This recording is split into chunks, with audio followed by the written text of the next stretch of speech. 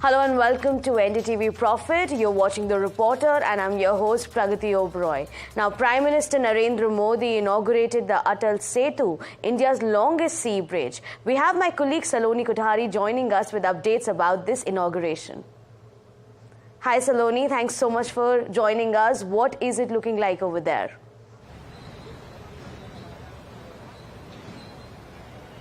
Hi Pragati, yes, as you mentioned, Prime Minister Narendra Modi just a few minutes ago has actually, inaugurated the much-awaited Mumbai Trans-Harbour Link that was as scheduled. As per his schedule, he was in Nasik in the morning and then he came to Mumbai, and now with the help of the bridge, he's going to go to Navi Mumbai where he has another event scheduled. As you can see, if you can zoom in, I can show you where the car of Prime Minister actually took this way and where they went ahead and then kind of inaugurated the event. Along with him, he was accompanied by Maharashtra CM Eknath Shinde as well as Ajit Pawar and Devrandra Fadnavis as well.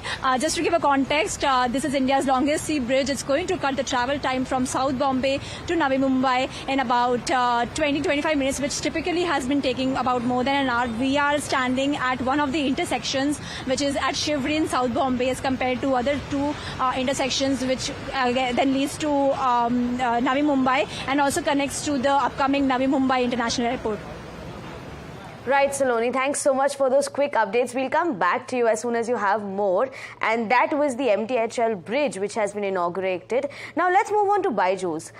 Once regarded as the poster boy of India's startup system, now BYOS valuation has slashed from $22 billion to just $1 billion.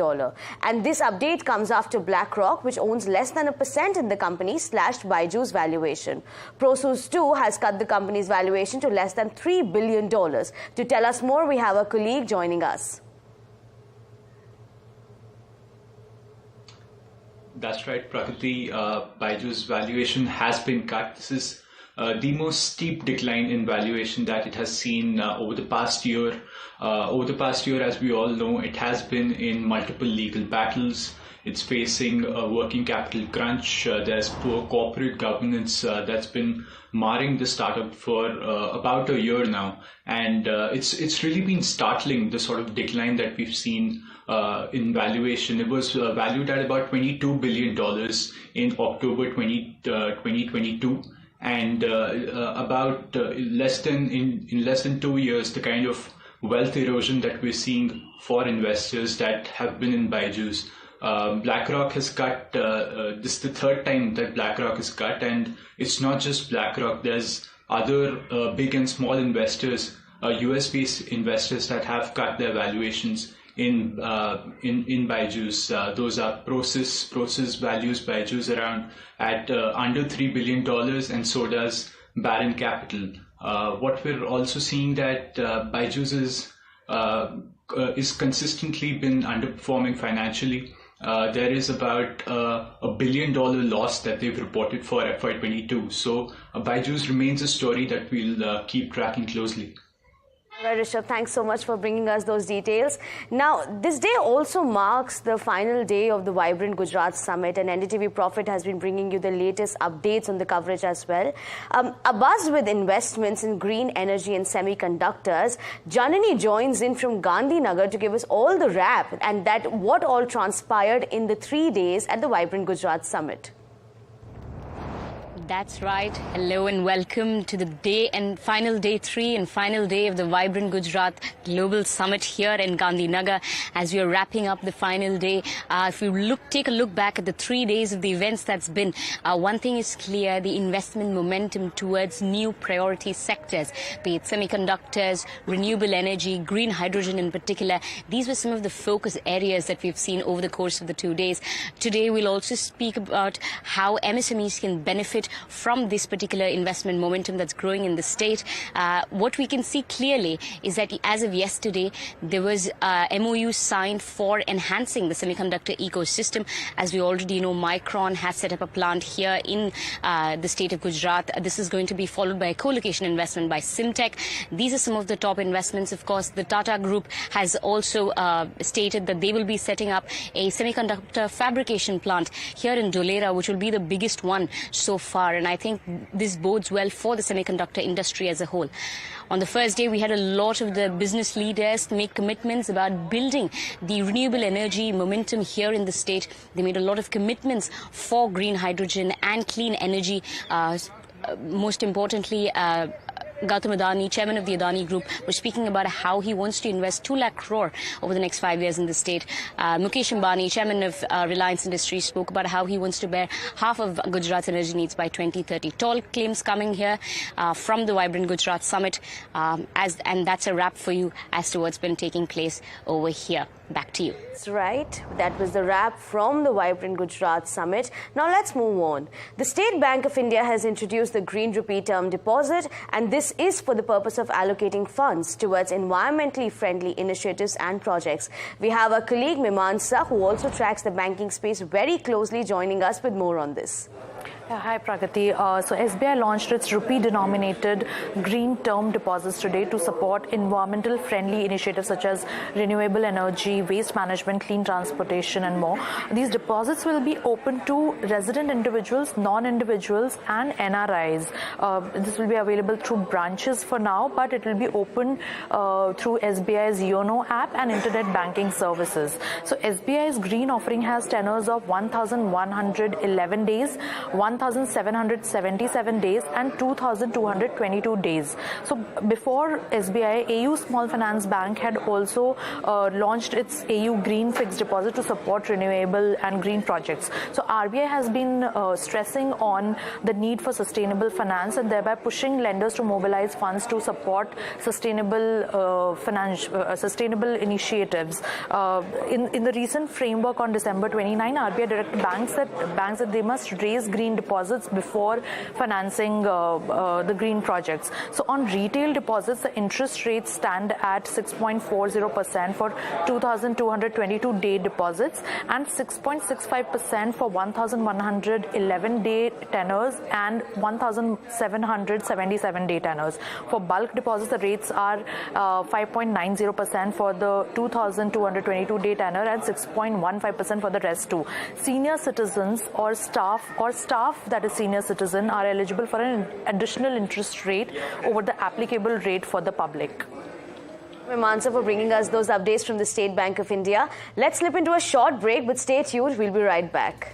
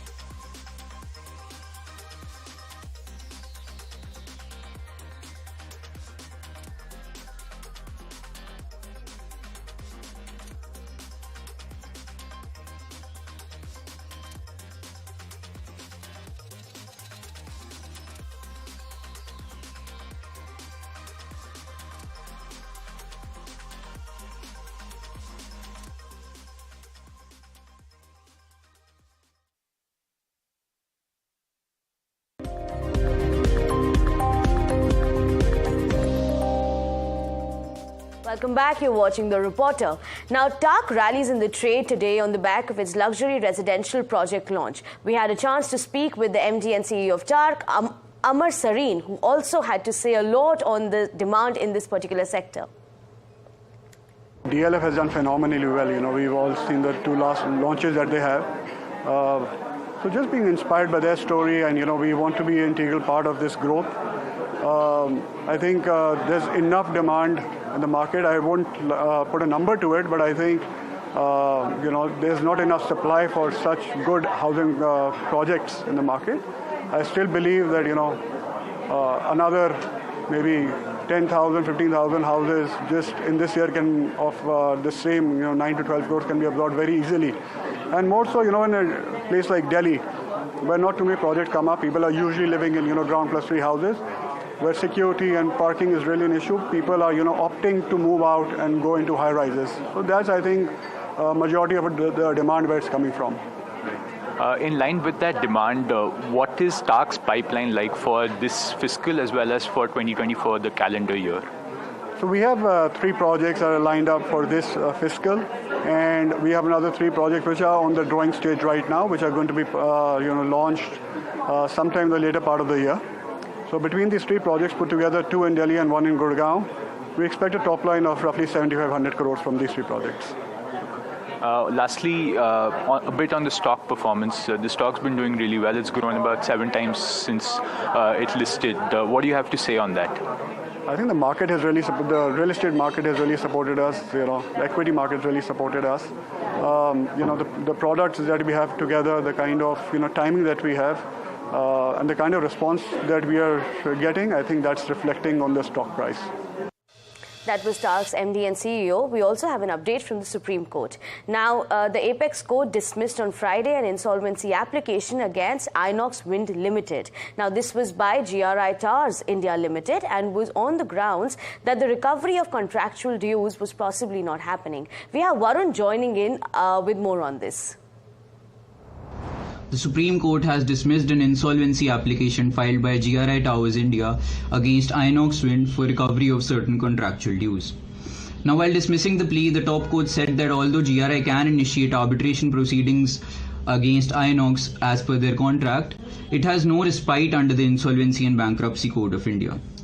Last year, GRI, which is in the business of supplying manpower and equipment in the wind energy industry, had alleged a default of rupees 1.7 crore on the part of Inox, which also included interest for delay in payments.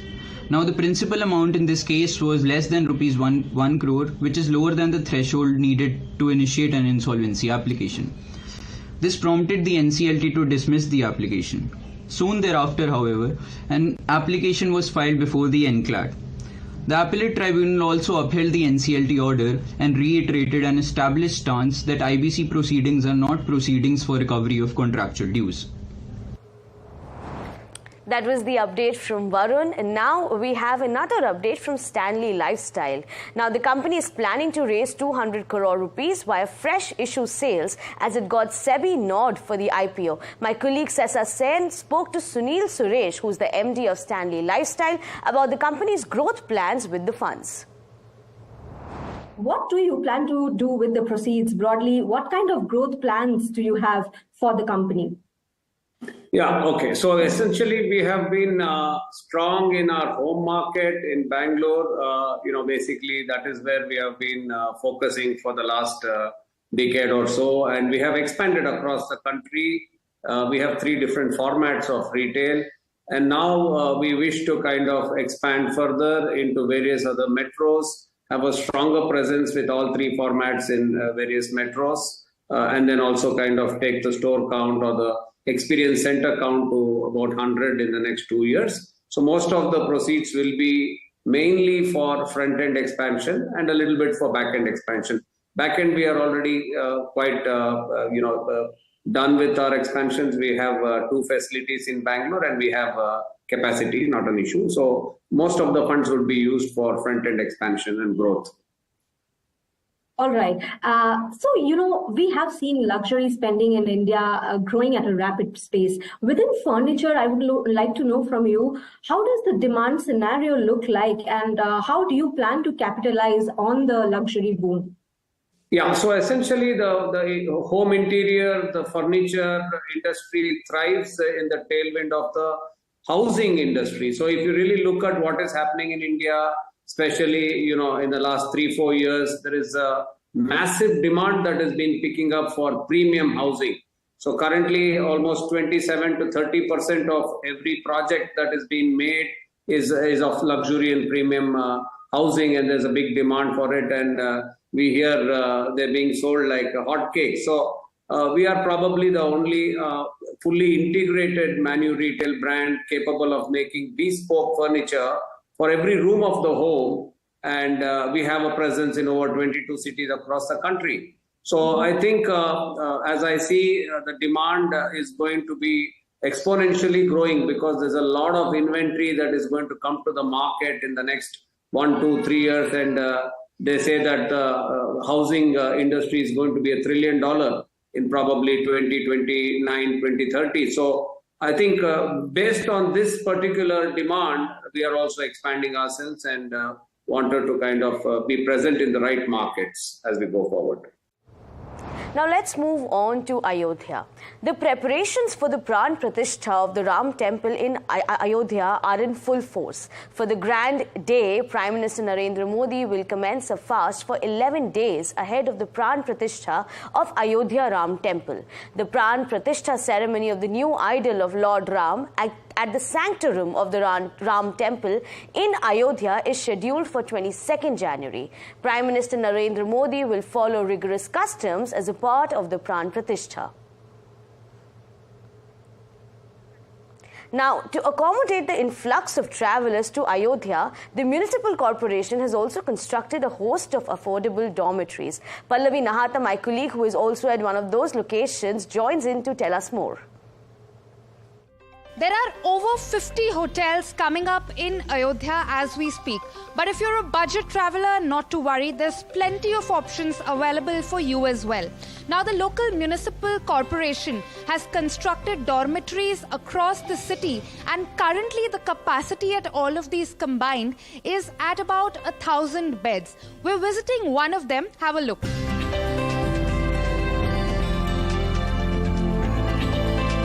Now, the dormitory we are currently visiting has 330 beds in total. And that's not all. All of these dormitories are accompanied with parking facilities for cars as well as two-wheelers, along with food courts and shopping complexes. Now, there are, in the food courts, multiple options available with cuisines from across the country. Each of these dormitories is priced at 600 rupees per night, and they're accompanied with a complimentary bottle of water for the travellers. That was Pallavi Nahata from Ayodhya bringing you the latest updates. Now, US and UK strikes against Houthi rebels have begun. Both Bhutak and US and UK have launched a series of attacks against the Iran-backed Houthi targets. It's the first time that strikes have been launched since it started, targeting the international shipping in the Red Sea area as of last year as well.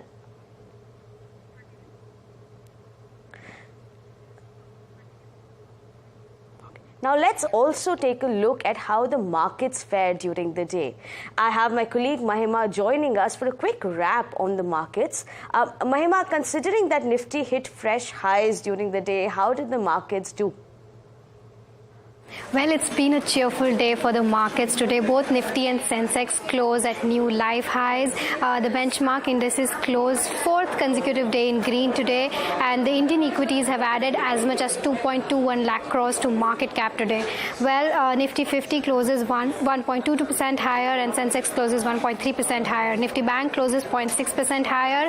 If we talk about the top gainers, Infosys and ONGC were top gainers, and top laggards were Cipla and Apollo Hospitals. If we talk about the broader markets. The broader markets have underperformed as compared to the benchmark indices. However, Nifty Midcap closed 0.32% higher, and the gains were led by Oracle Financial Services and Bank of India. And Nifty Small Cap 250 closes 0.36% higher. The gains were led by Firstsource Solutions and Avanti Feeds, both buzzing in volumes. Well, Nifty IT has clearly been the top sectoral performer today. It gained as much as 5.3%, closed 5.3% higher in fact, and Nifty IT added as much as 1.53 lakh crores in market cap today. The gains were led by Infosys and Coforge. And if we talk about the sectorial laggards, Nifty FMCG was the top lagging sector on the index today, and Nifty FMCG dropped 6th day consecutive in a row, and Imami Varun Beverages were top laggards in terms of Nifty FMCG. That's all for the market wrap of the day. Thanks so much for that update, Mahima. Now, in search for ways to help children with special needs for learning tools play a very important role. These tools also help in changing their attitudes and perceptions. While an initiative like Guinea's Planet is trying to trigger a conversation about inclusion and diversity, Smart Cookie is a learning and development program focused on the holistic development in young children. And the primary focus of this is children with special needs. As a part of the Samarth by Hyundai initiative, we talk about the importance of learning tools in the growth process of children with special needs. Meet Guinea. She's a busy girl. She's fun-loving and curious. She was born with many physical challenges. She has a radial club hand and a total of 9 fingers in her 2 hands. She needs to wear thick, heavy spectacles to see. But Guinea is that unique doll who can explain diversity and inclusion to children. I have been a disability rights and mental health professional since 2002. So my work in the disability rights, diversity and inclusion field is not new. But that's not why I started Guinea's Planet. Guinea's Planet started after my son was born in 2016, and he was born with multiple health conditions and a disability. And that got me thinking that, while I've been working with adults all my life, who's working with children to help them believe that, being different is okay. That you can be different and other people around you can be different, but that's okay. Guinea the doll and her story have helped hundreds of children, making it easy for them to be part of the mainstream. Since 2019, Guinea has met over 3,500 children in various forms and workshops. Sahiba and Gurisha are a couple of them. My younger one, she wears specs, and my elder one, she is very studious. So the younger one, she keeps on telling, Mama, I just wear specs. People make fun of me. I don't want to wear specs. Make me wear the contact lenses. So this thing, I really just appreciated the workshop right here. She was telling that accept yourself where you are. That they actually came across with a doll, and it has one hand has 5 fingers, another one has 4. That accept the way you are. Don't make fun of others, that we really teach, but do accept yourself. Guinea and her planet hope to build a world where every child believes that they have rights, respect, and choices, and that being different is okay. Similarly, Smart Cookie, a different platform, approaches the issue from the parent's perspective. They attempt to share learnings from Amrit Raj and Sanjana Raj's parenting journey. Very early on in our parenting journey, my wife and I, we discovered our daughter had some issues. Everything that we built to teach our daughter, we realized we were making flashcards on PowerPoint, giving it to a printer, getting them laminated, and before we knew it, we had a full stack from floor to ceiling in our house, and we realized these should be made available to other parents. So today we have flashcards which cover the Prime Ministers of India with the actual photographs of individuals. These are also fairly big card with a smooth surface, waterproof and scratch proof. These also have a QR code, which means we made them available digitally. You download these on your phone, on your tablet, on your laptop, so when you're traveling you don't have to carry 20 boxes. These are all in your phone or tablet.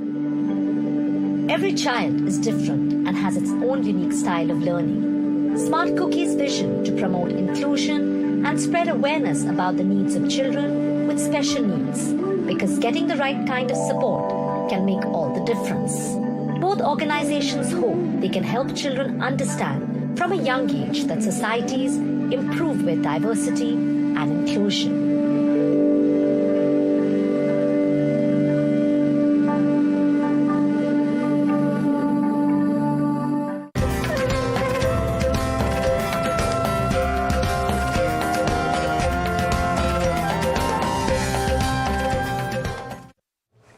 that's all that we have for you on The Reporter. But for fresh news and updates, please keep watching NDTV Profit.